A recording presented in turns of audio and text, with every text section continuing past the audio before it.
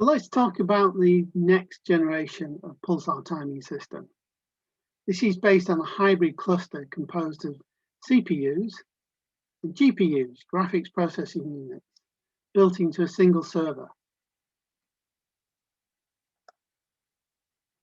In this design, the CPU does the bulk of the processing, bulk of the computing that's required to de-disperse and fold the data that we're presenting from the receiver and the digitizer. The GPU has thousands of arithmetic and logic units, or cores, if you will, per card. And that's increasing all the time. They're comparatively cheap compared with multiple processors and top-end CPUs. They give you an order of magnitude, effectively, more computing power. The design means there's less overhead on the system from synchronization and signaling between the different nodes. And they're built for bulk transfer of data rather than instruction by instruction, which is the forte of a CPU. You still have limitations. You can still get contention from memory and transfer buses. You get slightly less than just a straight multiple of the number of CPUs that you would see, but still staggeringly better. One of the main limitations is their design is such. If you do the same operation on multiple data sets, that's fine. But if you try and make an if-then branch, you destroy all your processing capability because you've got to do very slow fetches from memory, reset the programming, and then decide what to do next. So you need good design of the signal processing algorithms.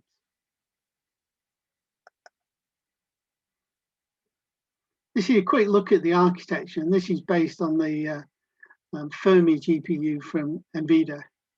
Basically, there's a very high-speed bus that connects out to the main memory of the computer, the host computer. You've got onboard device memory, and the devices that we're using in Hebe, in the Pulsar timing system at Katunzi, have 12 gigabytes of RAM available on the device. And then each of the on-chip multiprocessors or ALUs, cores, whatever you will, has its own connection to a set of registers and a set of memories so that it can run very, very quickly, doing the same task repeatedly.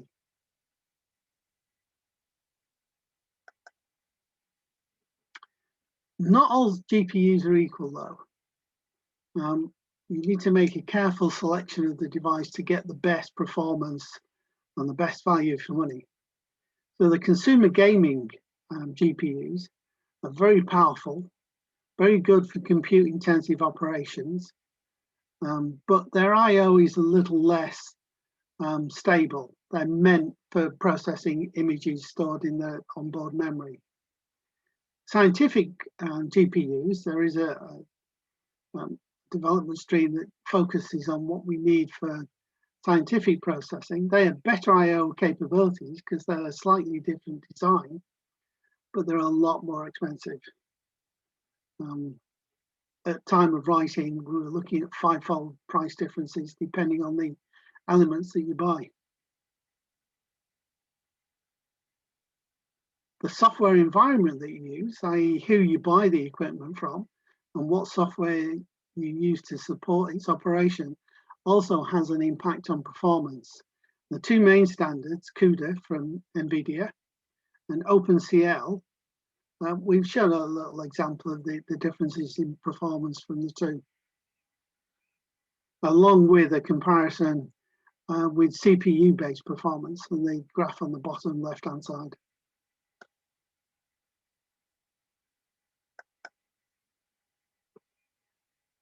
So a quick look at what we have in terms of a pulsar timing system at Ghana. We've got the dish. It's got a main reflector that goes up to a secondary reflector that sends the signal through a beam waveguide down to a C-band receiver. C-band is 5 gigahertz and above.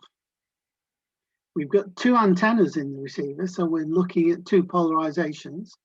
They're crossed so we can get more information about the behavior of the signal. It goes to the analog signal is sent to a digitizer, which is a Roach 1 with a CAT ADC analog to digital conversion card. Then that data is passed over two 10 gigabit per second Ethernet links to the Pulsar timing system that we've called HEBE.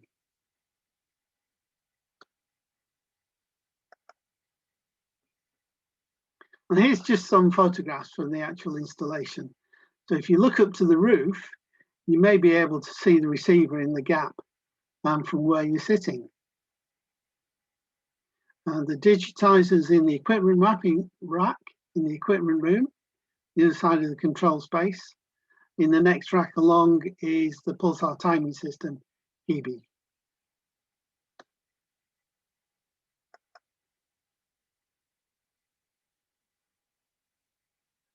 The actual Pulsar timing system is an enterprise class server.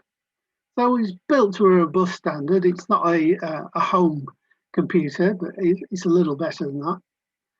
There's two GPUs, the Titan X, which is the Maxwell architecture from NVIDIA.